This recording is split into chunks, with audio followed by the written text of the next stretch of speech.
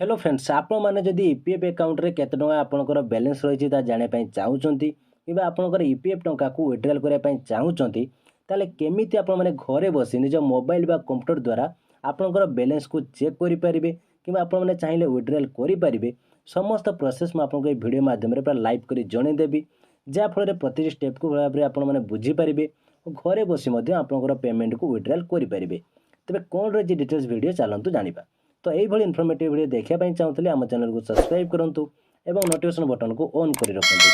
जहाँफल next video जो भी upload हो आपने जानीपारे तेज चलतु आज वीडियो को स्टार्ट करवा। तो फ्रेंड्स ये हूँ गवर्नमेंट ऑफिशियल वेबसाइट epfindia.gov.in आपण मैंने निज मोबाइल बा कंप्यूटर रे गूगल सर्च करी ए वेबसाइट को आसीपारे नहले वीडियो डिस्क्रिप्शन में यार लिंक दे देछि आपण सेठारे क्लिक करी डायरेक्ट वेबसाइट को आसीपारे। देखो वेबसाइट को आसीजा पर एठार आपको दिखाई सर्विसेस तो ये क्लिक कर दिंतु एठारे क्लिक कराया सेकेंड ऑप्शन रही फॉर एम्प्लॉइज तो ये क्लिक करूँ एबे आपको एक न्यू डैशबोर्ड एठारे शो करदेव तो देखो दिखाई सर्विसेस रे मेंबर पासबुक और सेकेंड रे आपको दिखाई मेंबर यूएन और ऑनलाइन सर्विसेस तो प्रथम आप मेंबर पासबुक एठारे क्लिक करी आपनकर केते टंका अच्छी प्रथम कन्फर्म करनियंतु तो ये आपको दिखाई यूएन तो ये आप यूएन नंबर जहाँ भी आपको कंपनी तरफ मिली तो तार नंबर टी भल भाव में आपने दिंतु यूएन नंबर टी दे सारा पर एठार रही पासवर्ड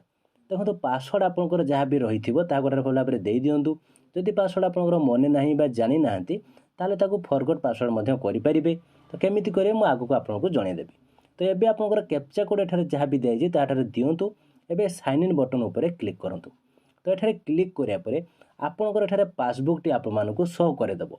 तो ये देखो आपंकर टोटाल एभेलेबल बैलेंस एठारे केते आपंकर रही आपको शो करदेव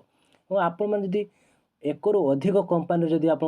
जॉब करेंगे आपड़ी एठारे लिस्ट रे थिबो तारे पासबुक रे क्लिक करी आप चेक करेंगे। देखो ये सिलेक्ट मेंबर आईडी एठारे क्लिक करी आप चेक करेंगे क्यों आपंकर मेंबर आईडी रे केते टंका आपंकर रही से अनुसार आप जो पेमेंट आपंकर विड्रॉल मारे तो यहाँ आपको सेठारे देवाई पड़ो तेणु एठारे मेंबर आईडी को भल भाव में नोट कर रखि था कि क्यों मेंबर आईडी आपंकर केते टंका अच्छी और केते टंका आपने उठाइवाई चाहते तो ये मुझे यहाँ लगआउट करदे तो आपने चाहिए यहाँ लगआउट करेंगे। तो ये आपने पुणी यार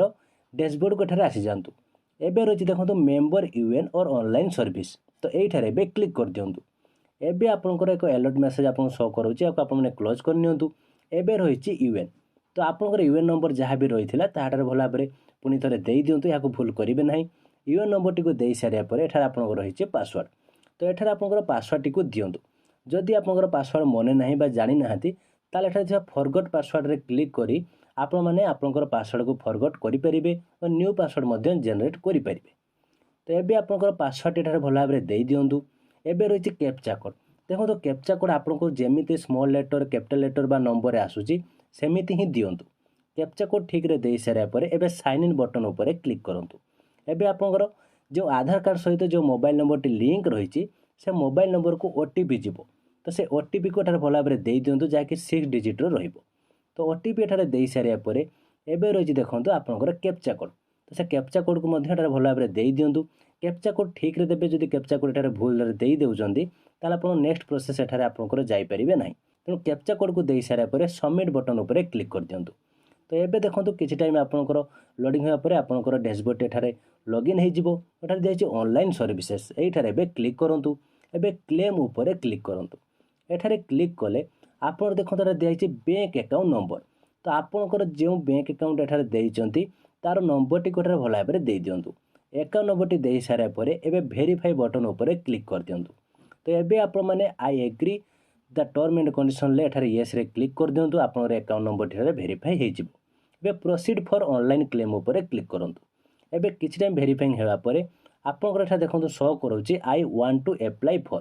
तो आपण माने पीएफ एडवांस को एठारे क्लिक करंतु रे क्लिक करिया परे एबे रहिछि सिलेक्ट सर्विस तो एठारे आपनको सिलेक्ट करिया पई पड़िबो केउ मेंबर आईडी रु आपण माने पेमेंट विड्रॉल करिया पई चाहुचंती तेनु एठारे आपनकर मेंबर आईडी सिलेक्ट कर दियंतु एबे रहिछि आपनकर कोन पई कोन रीजन आपनकर कोन पर्पज एठारे रहिछि आपण उठाया पई चाहुचंती ताहा एठारे आपण माने सिलेक्ट करंतु एबे रहिछि आपनकर केते टंका आपण माने उठेबे तो ताहा कोठारे भल भाव में दे दिंतु एबे आपनकर एड्रेस रे आपणकर एड पोस्ट पीएस यही टाइप आपंकर एड्रेस एठारे लिखि दिंतु और स्टेट रे आपण मैंने ओडिशा को क्लिक करूँ आपंकर स्टेट दिंतु डिस्ट्रिक्ट रे आपंकर डिस्ट्रिक्ट दिंतु और सिटी रे आपंकर सिटी ता सहित आपंकर पिन कोड एठारे दे दिंतु एबे रही आपंकर पासबुक तो पासबुक फ्रंट पेज टी एठारे आपण मैंने अपलोड कर दिंतु जेपीजी फॉर्मेट एठारे दिंतु और आपण मैंने 100 ରୁ 500 केबी भितर तार साइज टी रखंतु